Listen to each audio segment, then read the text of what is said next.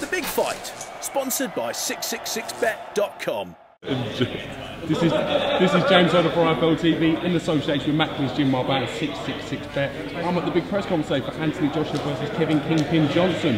With me, I've got the big man, Anthony Joshua MBE. What's happening, man? I'm good. It doesn't sound right saying you're at the press conference for Anthony Joshua. It's a privilege to be headlining. You know, it just doesn't sound right to me, but I've got to get used to it. Hopefully, I'll put on a great display January 31st, and then people start hearing more of my name around these big fights.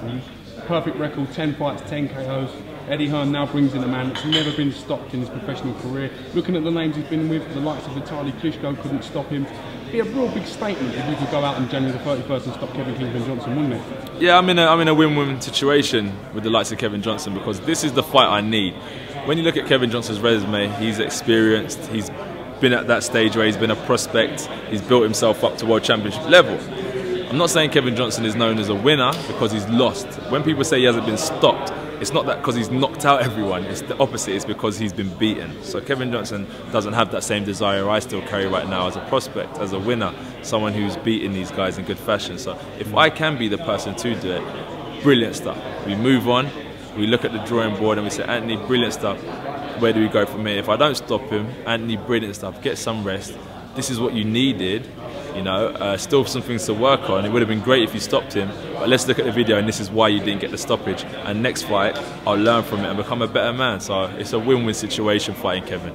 How do you prepare for someone who's so durable on paper, looks like he's going to take you to 12 rounds? Have you had anyone interested in for sparring or anyone to give you that push that little bit further? Well, what I do is I take a break for sure, clear my mind, you know, meditate, and then just prepare my body physically in a way that I haven't done before, because 2014 is out of the way. The stuff I was doing then can't complement me moving forward, so I need to make some changes, tighten up a few things. That's one. Sparring wise, let's say I've been doing, because I was doing 6 rounds, 8 rounds, just started doing 10, sparring 10 to 12 rounds. I think now I need to start sparring 12 to 15 rounds. Do you know what I mean? So every way possible I'm equipped. I'm not saying that I'm going to burn the candle at both ends, because that's not clever, but making sure come fight night, if he does go 4, if he does go 8, if he does go 10, Anthony Joshua is as sharp as he was in round 1, as sharp he is in round 10. What did you make of him in the press conference? Obviously with his trash talking, he's got that American banter, he's known for his jokes. What did you make of him? With Kevin Johnson, I'm entertained. I wish I would have had a good night's sleep and a cup of coffee before I come here so I could get involved. But the brilliant thing about Johnson is that he brings a verbal side, I bring the physical side.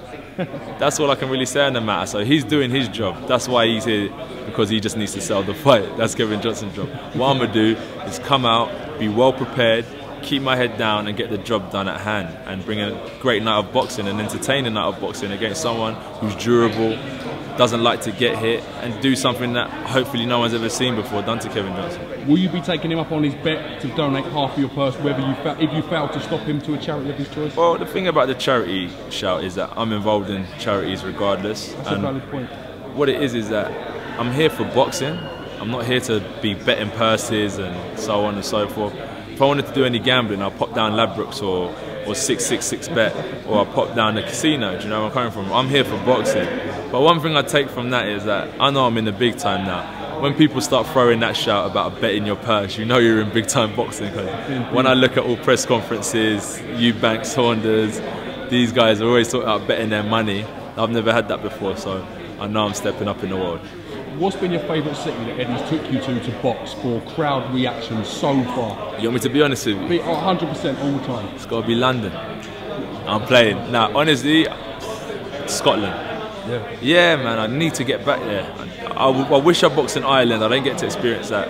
Scotland's been sick, but in all honesty, they're not far off of everywhere I've been, because every show I've been on has been a packed bill, been great local support.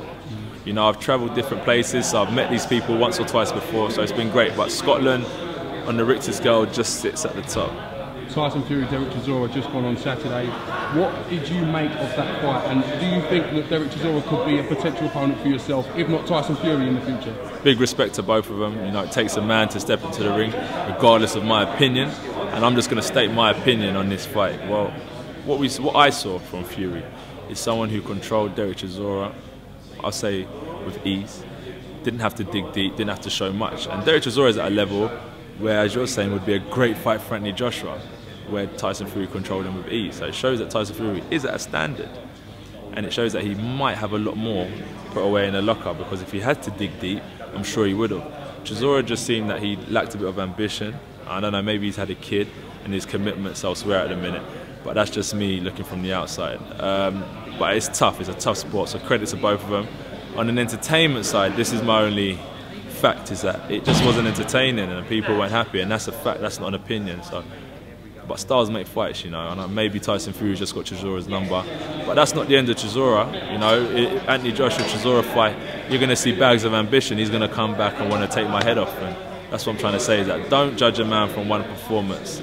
Trust me, Chisora's still got bags of ambition, but just that fight, it wasn't his night. Do you think Chisora runs a risk of becoming a top-level gatekeeper, in your opinion? A top-level gatekeeper, in my opinion. I'm not going to say anything disrespectful, but the potential's there, but he's not there. But the only reason I say the potential there is because of what Fury was saying about he's had a few losses, and in boxing, you know how detrimental a loss can be. But what keeps Chisora alive right now is that people know the only reason he lost his last fight is because he didn't show up. Let's see the real Chisora. Let's see the Chisora of 2010, 2011 turn up, and then he's back in the mix. All right, well listen, Anthony Joshua, I can't thank you enough for giving me a bit of time today. No. Thank you for your time as well, I appreciate it. Pleasure, sir, and I'll catch you again real soon. See you soon. Have a good Christmas, bro. And you too. Take care.